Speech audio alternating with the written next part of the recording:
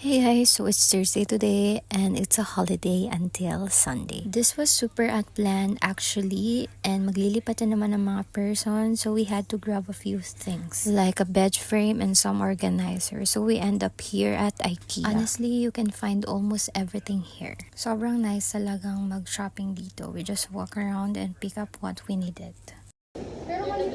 Okay, te. So, eto, dyan. Katabi mo si Beshi. Go, girl! Rinig mo? After the shopping, we got kinda hungry, so we grabbed an early dinner at Hammerburgers. We just ordered a burger and some pasta. Water.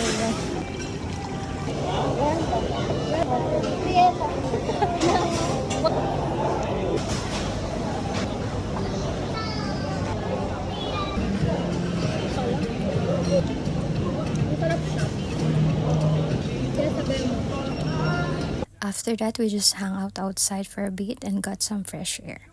That's the day. See you in the next vlog. Bye. Well, she does all the work.